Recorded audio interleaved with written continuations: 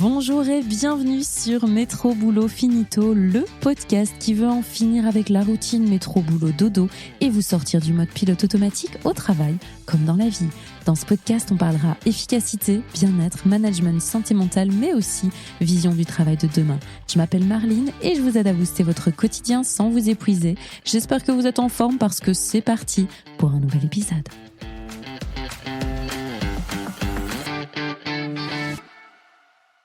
Bonjour, je vous souhaite une très bonne année à tous puisque ça y est, nous sommes en 2026 et c'est le premier épisode de l'année.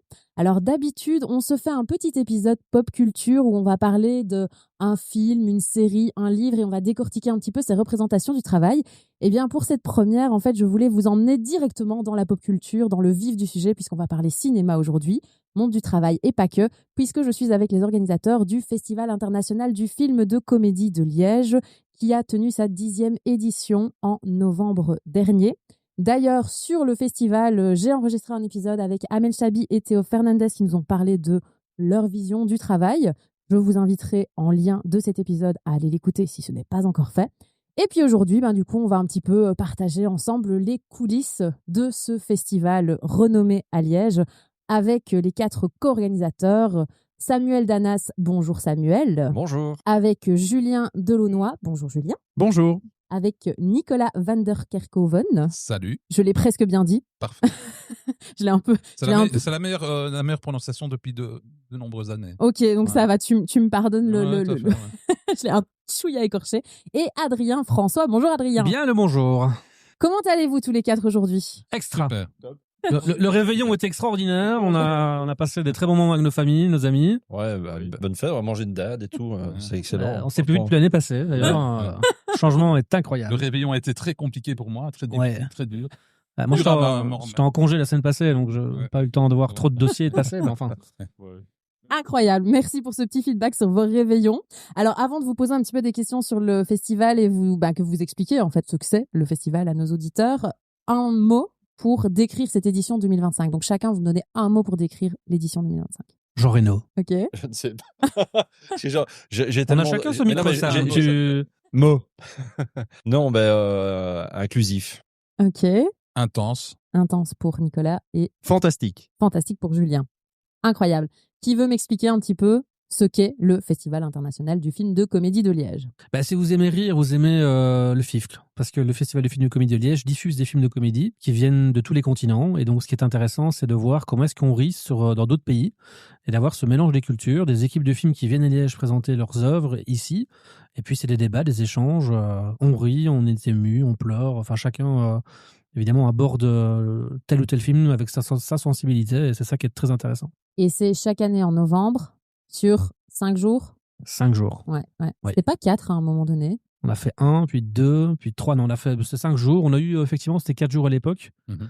Et puis, on a voulu grandir et donc avoir plus de films, plus de capacité de salle. Et donc, on a fait un jour de plus. On ne sait pas ce que nous réserve l'avenir. Peut-être qu'on aura 6 jours, une semaine. 15 jours, peut-être. 15 jours, un jour de festival à Liège. On adore. L'avenir nous le dira. Ça dépend du budget. Est-ce que vous pouvez chacun un petit peu vous présenter en termes de fonction ? Qu'est-ce que vous faites en fait dans le festival ? Je vais commencer. Donc, moi, je m'occupe de tout ce qui est de la partie financière. La partie un peu moins drôle. Il s'occupe des millions. Ah, c'est ça, voilà. c'est lui le moins. Les millions d'euros, c'est lui qui vous tape sur les doigts quand vous faites... Voilà, tout à fait. Je dis souvent non, parfois oui, mais donc j'ennuie un peu tout le monde pour qu'on effectivement on reste dans la bonne trajectoire budgétaire, ce qui n'est pas évident parce qu'effectivement, il y a quand même pas mal d'imprévus dans l'événementiel et donc on doit être assez prudent. Je suis quand même peut-être trop prudent, ils vont dire les autres. Il vient de m'engueuler avant l'interview dans mon bureau. Voilà. Pour 35,60 €. Voilà, pour un parking. Et donc, il n'y a pas de petites économies. On est marre. C'est bien, il y a des règlements de compte dans ce podcast, c'est incroyable. Et je m'occupe aussi de la partie, tout ce qui est informatique, donc site internet, billetterie. Et tout, j'ai également mis en place un outil de gestion pour gérer tout ce festival dans un outil qui est utilisé par plusieurs personnes. Voilà. Parfait. Voilà. Samuel ? Moi, je m'occupe de la partie opérationnelle du festival, tout ce qui est un peu visible, les conventions avec les hôtels aussi, la mise en place des voitures, le Walk of Fame, tout ce qui est ingé son, lumière, voilà, toute la partie visible de l'iceberg. Ah ouais, donc si on pourrait résumer, Nico s'occupe de l'invisible et Samuel du visible. Voilà. C'est C'est incroyable. magnifique, En j'avais plus, jamais vous- compris. C'est incroyable. En plus, la Ouais. thématique de l'invisible m'anime énormément actuellement parce que nous, on organise le TEDx à Liège. Je ne sais pas si vous connaissez un Oui, petit très peu ce bien. qu'est le TEDx. Du coup, la thématique, c'est l'invisible, donc c'est bien. bah, J'ai tout à eu fait, invisible, visible, incroyable. Je suis l'homme Bah, ils invisible. sont là. L'homme Ils sont là. invisible. Mais l'homme invisible, je le dis pour nos auditeurs, moi, je le vois, l'homme invisible, il n'est Ah pas oui. si invisible que ça. Ah du ouais, coup. c'est bien. Julien, qu'est-ce que toi, tu fais? Bah moi, j'ai eu plusieurs casquettes depuis le début. J'ai commencé avec les bénévoles et ça, mais maintenant, je m'occupe de tout ce qui est professionnel et développement de l'axe professionnel, qui est aussi la partie invisible des films, parce que c'est tout ce qui se passe avant qu'il arrive au cinéma ou à l'écran. Et voilà, donc ça prend du temps de gagner la confiance, d'attirer les professionnels, de montrer de l'intérêt. Et on a un cap qu'on est en train de définir ensemble, c'est Liège capitale de la comédie pour 2030. On se donne 5 années où on viendra créer, discuter, cofinancer, vendre, acheter des films de comédie et on dira Liège, c'est de la comédie. Ouais. Ah, j'adore. Et Adrien? Et moi, je m'occupe de tout ce qui est artistique, les réseaux sociaux aussi, la sélection des films, les invités, les convaincre à venir à Liège, conduite des galas, etc., etc. Donc voilà, c'est plutôt la partie artistique, on va dire. Ok. Est-ce que c'est dur de convaincre les invités de venir à La Liège? question elle revient souvent. Mais je ne sais pas si c'est dur. En fait, moi, j'écris avec le cœur, je parle avec le cœur, et ce qui est très important, c'est que les personnes que je sollicite sentent qu'on s'intéresse à eux, que le festival s'intéresse à eux, qu'ils sont considérés, qu'ils sont attendus, qu'ils sont réclamés par le public. Et puis voilà, je sais pas, il n'y a pas vraiment de recette, je sais pas comment expliquer ça. J'ai ma manière de faire. Jusque-là, ça fonctionne. Mais voilà, c'est simplement faire les choses avec simplicité et avec le cœur. Si vous deviez un petit peu résumer, ça représente quoi? Parce que de l'extérieur, les spectateurs, ils voient 5 jours d'animation, de festivités dans Liège. Mais vous, en tant qu'organisateur avec cette casquette-là, si vous deviez résumer, ça représente quoi en termes de charge de travail et de travail caché, justement, un peu d'organiser un festival comme ça? Ça, c'est un vrai temps plein, même si on a chacun notre métier sur le côté. Mais je veux dire en fait, on travaille avec passion. Je pense que c'est ça qui nous anime et c'est ce qui nous motive en général, c'est d'arriver jusqu'au bout des choses, d'avoir une belle programmation, des chouettes invités. Quand on voit le sourire, le regard, je veux dire festif au travers des gens, des invités ou des festivaliers qui viennent chez nous, c'est ce qui nous motive de plus en plus. Mais c'est vrai que c'est un travail voilà, c'est un travail qui est chaque fois nouveau parce que je veux dire que nous, on est un festival qui est subsidié, sponsorisé, donc on doit chaque fois redémarrer d'une page blanche pour financer, pour avoir un budget en équilibre, pour arriver à ce festival parce qu'on a des contrats budgétaires et c'est toujours de plus en plus compliqué. Comme disait Adrien, c'est de convaincre aussi des personnalités, des invités. Des fois, ça prend des années pour convaincre une seule personnalité à venir chez nous. Mais voilà, on y travaille, on est début d'année 2026, on travaille déjà depuis quelques semaines sur cette nouvelle édition qui est la 11e édition qui va se dérouler le 10 au 14 novembre prochain. Mais voilà, c'est un travail qui demande énormément de temps, ça devient de plus en plus chronophage, et puis on a cette chance évidemment d'être entouré de pas mal de bénévoles, des équipes qui sont à nos côtés. On a quand même entre 300 et 350 bénévoles et partenaires et prestataires qui sont présents chez nous.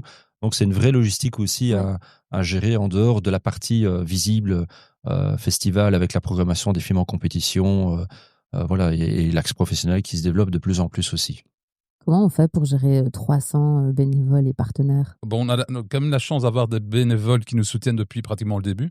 Donc, les bénévoles, au début, c'était compliqué, mais après, ils ont commencé à apprendre un peu leurs différentes tâches.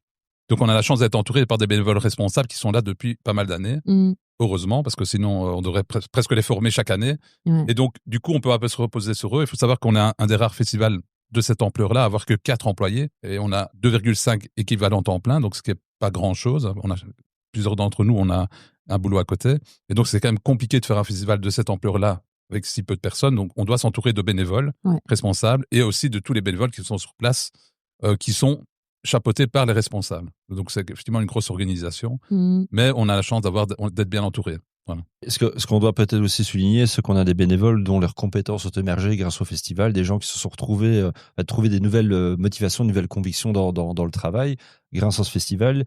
Mais en fait, on fait un événement avec beaucoup de bonhomie, beaucoup de bienveillance. Et je pense que les bénévoles qui viennent chez nous en tirent aussi parti. C'est de pouvoir nous aider, de donner un coup de main, d'avoir aussi cette fierté d'appartenir à un événement qui prend de l'ampleur, qui a un ancrage local très fort, mais avec une dimension internationale. Mais de faire partie d'un événement comme ça, de se dire, tiens, moi, je suis avec eux, je suis dans l'organisation, de gérer avec évidemment le temps qu'il ressent à partie, mais voilà, de gérer soit une équipe, soit de gérer des bénévoles, soit de gérer un espace qui est dédié.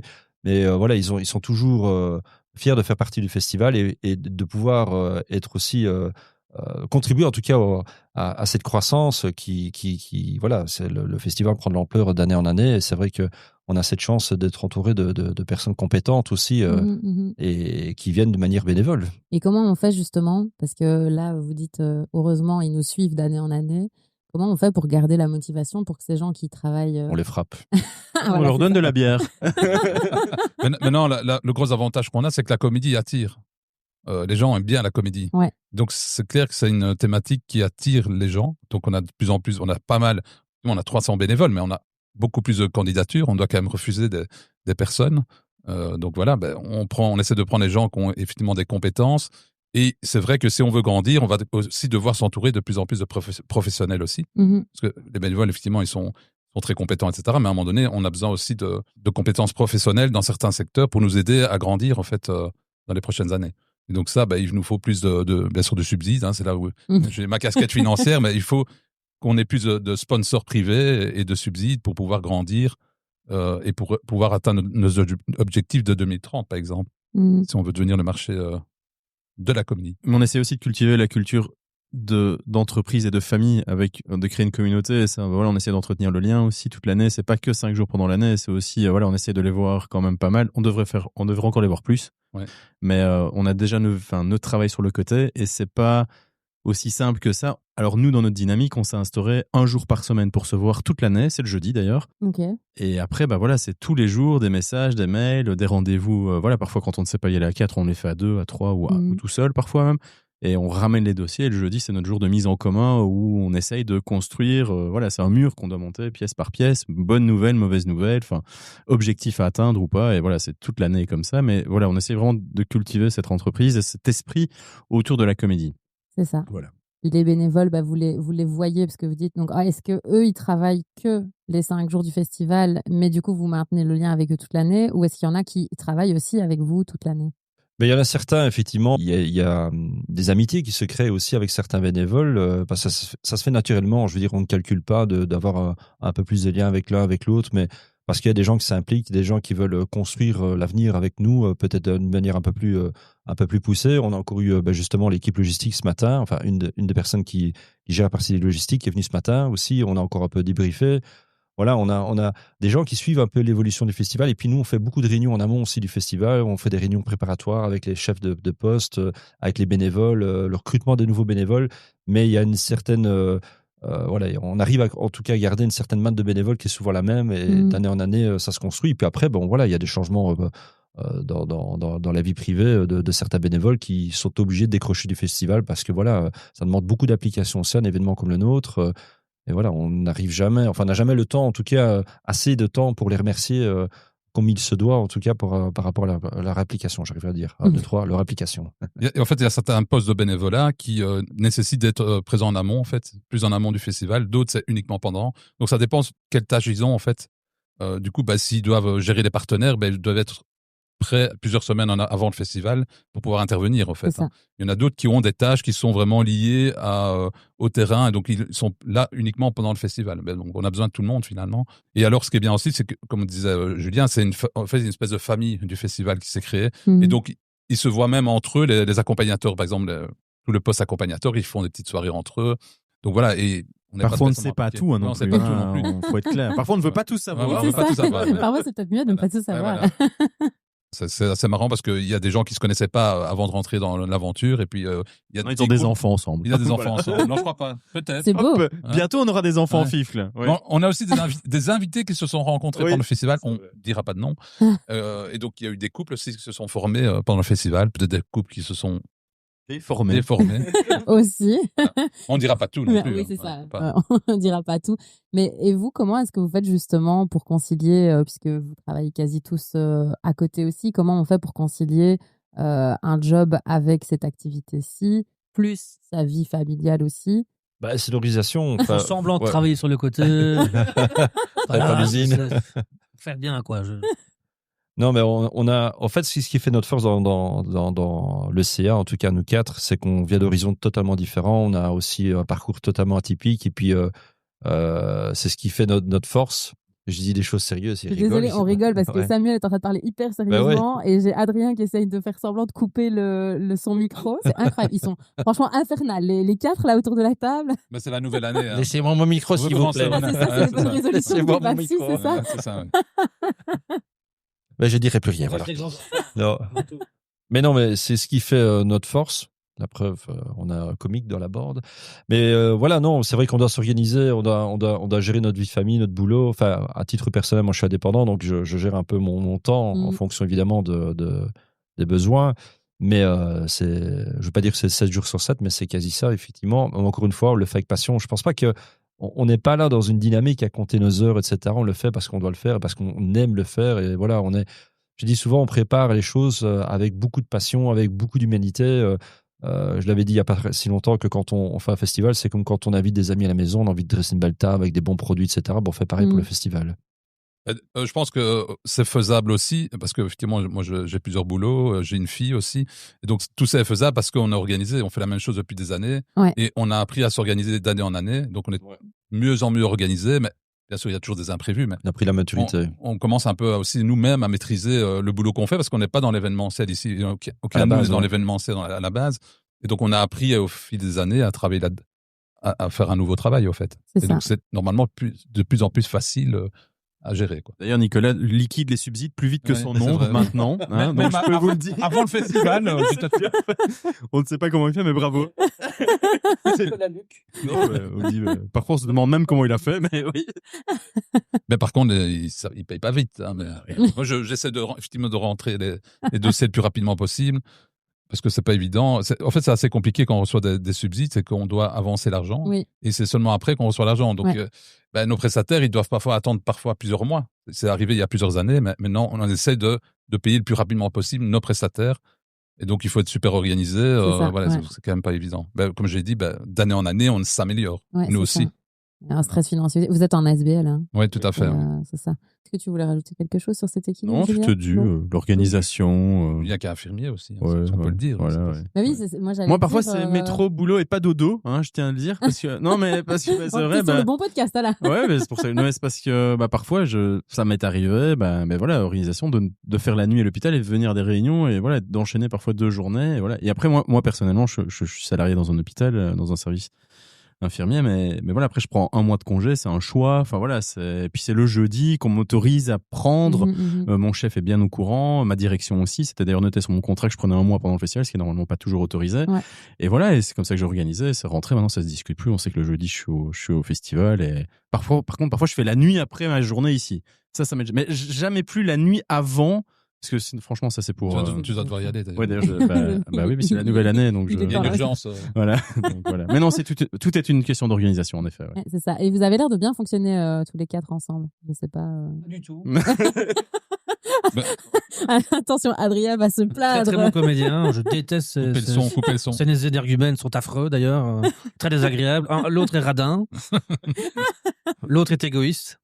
Non, ça fonctionne bien. C'est vrai qu'on. C'est comme dans un couple, voilà, il y a des discussions, il y a des points de vue qui divergent, mais le plus important finalement, c'est de servir l'intérêt du festival. Ça n'a pas toujours été simple, évidemment, parce que on a 4 visions différentes, mais bon, après on a chacun ses missions, mais c'est beau de voir que ça tient, et on nous le dit aussi, dans d'autres festivals, dans d'autres associations, dans toute structure qui a pu exister, des fois ça coince, et ici ça ne coince pas, on avance. Voilà, c'est tout ce que j'avais à dire par rapport à ça. On est tous liés en fait, on est tous liés pas par le festival, mais par nos dossiers. C'est que moi, je suis lié, par exemple, avec Nico qui va me donner les autorisations pour pouvoir engager certains frais. Sam qui va faire les visites. Enfin, en fait, tout est cohérent derrière ça. Et après, on peut créer des thématiques, faire venir des artistes, puis inviter ou en tout cas convier des écoles dans un dossier pédagogique. Enfin, tout est lié, en fait. Et si ça ne communique pas, ça ne fonctionne pas. Et après, le plus dur, enfin, en tout cas, l'enjeu le plus dur, c'est de bien faire communiquer aux responsables qu'on expliquait tout à l'heure notre vision pour que sur le terrain, ce soit celle-là qui soit mise et s'il y a un problème, qu'ils connaissent un peu le dossier. C'est ça le plus dur. La mise en œuvre, nous, on a une vision, on la partage à 99%. C'est toujours 1% où voilà. Mais à côté de ça, il faut que sur le terrain, ce soit 100% des 99% qu'on imaginait. Et c'est ça le plus dur. Et on n'y est pas toujours. Mais voilà, on s'améliore. On est à 98% là. Donc, voilà. C'est très bien. C'est toujours une question d'automatisme en fait. Hein, c'est ça. Hein, on a un peu un vieux couple en fait. Hein. On a appris à se connaître, à travailler ensemble. C'est vrai, pendant des années, ça n'a pas été facile, comme il a dit, parce qu'on a des visions différentes. En fait, on est chacun différent, mais c'est ce qui fait notre force. On est complémentaires, en fait, finalement. Ouais. Donc ça. Puis avant le festival, on avait fait des courts-métrages avec l'ASBL Ciné Label, avec Michel Galabru, avec Sébastien Coé, avec Jean-Pierre Castel, etc. Donc on a déjà une expertise. L'ASBL a été fondée en 2013, en août 2013. Et donc le festival est arrivé par après. Mais donc on avait déjà travaillé ensemble avant de faire le festival. Et puis voilà, des amitiés qui naissent à droite à gauche. Et puis finalement, on s'est réunis autour de ce festival. Et on a appris beaucoup parce qu'on apprend chaque édition, on apprend de chaque rencontre, on apprend de tout ce qui nous entoure. Donc voilà. Et puis il y a des plus jeunes, il y a des plus âgés, des gens de générations différentes, de milieux sociaux différents. Et puis voilà, quand on met tout ensemble, ça fait une belle histoire. Ouais, ça fait une belle histoire. Et elle a commencé comment, cette histoire du festival? Devant une bière. On a fait des courts-métrages de comédie, dont le dernier Sacré sur le Magne avec Michel Galabru en 2013. Et on s'est rendu compte tout simplement que nos courts-métrages de comédie ne pouvaient pas aller dans des festivals de comédie, parce qu'il n'y en avait pas en Belgique. Okay. Et donc on s'est dit, pourquoi pas créer un festival de comédie? Du coup, on se démarque de tout ce qui existe déjà. Alors il y en a un à l'Alpe d'Huez, mais c'est des films essentiellement francophones. Il y a très peu de festivals de comédie en fait dans le monde. Et donc, quand on l'a créé, on nous a d'abord dit, mais enfin, vous n'y arriverez pas, vous vous rendez pas compte. Prendre une part du gâteau de tout ce qui existe déjà, c'est pas possible. Mais tout est possible. Je veux dire, c'est comme dans une rue. Il peut y avoir 5-6 restos, 5-6 bars. Le tout, c'est d'avoir notre identité, notre manière de faire, notre ADN, notre vision. Et on s'est lancé vraiment d'une page blanche. Et puis, on a eu raison d'y croire parce que dès la première année, on a eu pas mal de monde qui sont venus. Éric Judor, Daniel Prévost, Guy Lecluze, etc. Et puis, quand on voit tout le chemin parcouru en 10 ans, c'est formidable. Et ça nous ouvre les portes à de très belles perspectives. Mais on ne s'attendait pas du tout non plus à grandir aussi vite parce que c'est vrai que ça demande une certaine maturité quand on a un projet comme ça de festival. Et c'est vrai que la première année, quand on a lancé le festival, on avait une vision, mais qui n'était pas évidemment tout à fait claire. Mais on s'est dit, tiens, on va faire un festival, peut-être il adviendra ce qu'il adviendra. Mais puis une deuxième édition. Et puis après, il y a eu un tournant à un moment donné parce qu'on était les 2 premières années place Saint-Paul. Et puis quand on a eu la possibilité de pouvoir mettre la partie festive et tout ce qui est visuel sur la place cathédrale, on a eu vraiment un petit coup de levier à ce moment-là, un petit coup de visibilité supplémentaire. Et puis de là, ça a démarré, ça a chaque fois augmenté. Et puis les personnalités qui viennent chaque année avec des noms comme la star de Jean Reno qui est venu l'année passée. Voilà, ça a effectivement fédéré énormément de gens, énormément de festivaliers, la presse aussi qui est là de plus en plus présent chaque année, qui nous permet évidemment de véhiculer l'image du festival à l'international. On fait de l'artisanat. On veut pas devenir une grosse machine comme Berlin, Cannes, Venise, etc. Que c'est des festivals extraordinaires, des festivals mondialement connus. On aimerait bien devenir mondialement connus, mais petit à petit, on fait notre bout de chemin. Mais on veut garder ce côté un peu artisanat, ce côté familial, tout en ayant une exigence de plus en plus précise. Comme le disait tout à l'heure Nicolas, on s'entoure de gens compétents, des gens dont c'est le métier. Donc ça, c'est important de passer par là parce que le bénévolat, ça s'essouffle, ça a des limites. Parce que quand on a commencé le festival, on avait nos amis, des copains qui étaient là. Ma mère, elle était au jeton. Enfin, c'est con, mais on a commencé comme ça. Comme beaucoup d'autres festivals, je présume. Mais aujourd'hui, on se rend compte que il faut vraiment qu'on puisse s'entourer de gens dont c'est le métier. Et c'est de plus en plus le cas. Parce qu'on n'a plus droit à l'erreur. On a commencé à faire un festival entre copains et aujourd'hui, c'est un travail. Mais ça reste une passion. C'est là la différence. Et par contre, ce qu'on a toujours voulu garder, c'est d'avoir en tout cas ce festival qui n'était pas élitiste. Ça veut dire un festival qui était glamour, mais en même temps populaire. Marier vraiment les deux. Ce qui n'a pas été facile au début, parce que quand on met, évidemment, je prends un exemple, un tapis rouge avec un petit escalier qui monte vers devant un photocall, les gens sont un peu freinés en disant, tiens, c'est un événement privé. Pas du tout.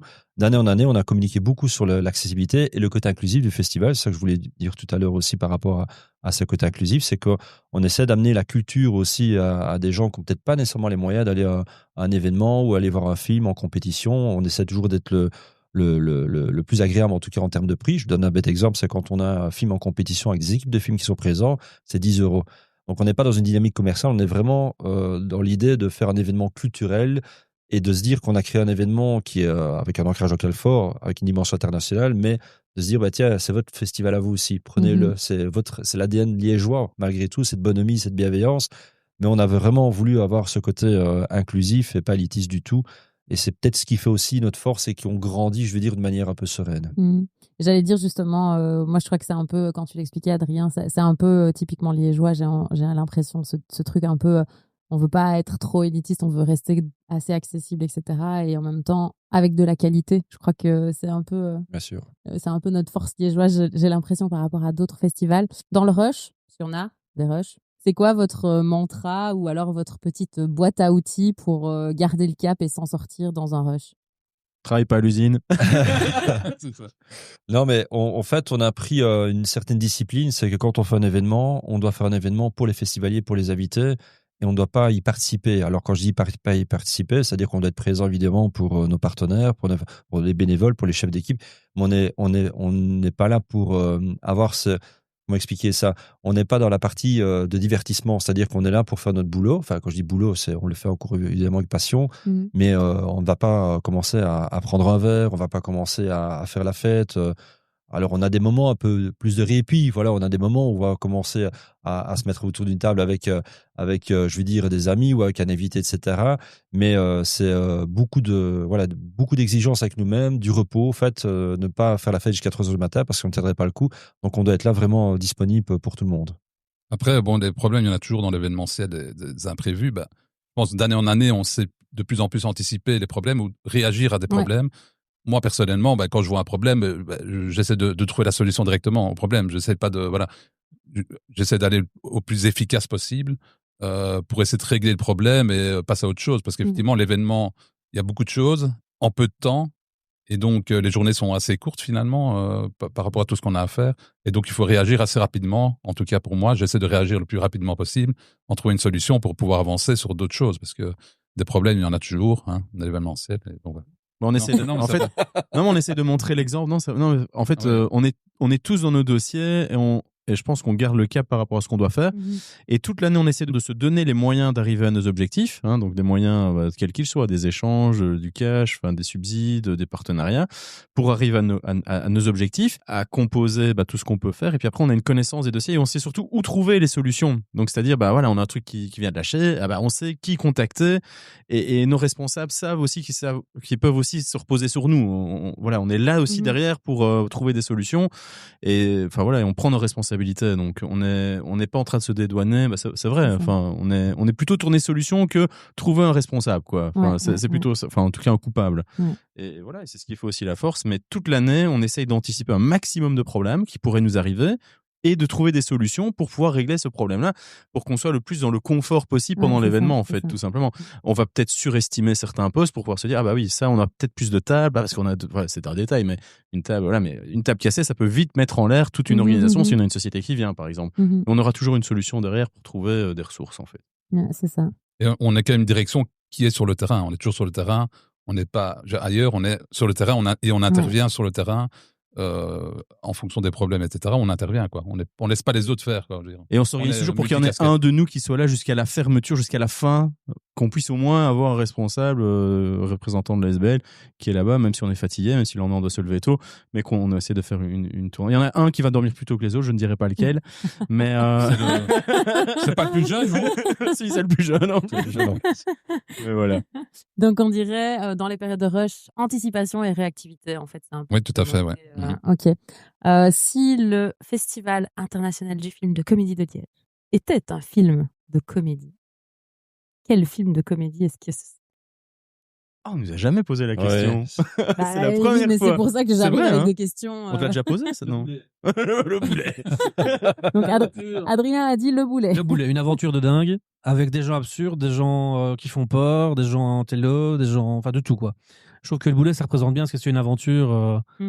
Voilà, une aventure de fou. Ouais, c'est vraiment ça qu'on vit, avec des situations abracadabrantesques, et c'est ça qui me plaît beaucoup.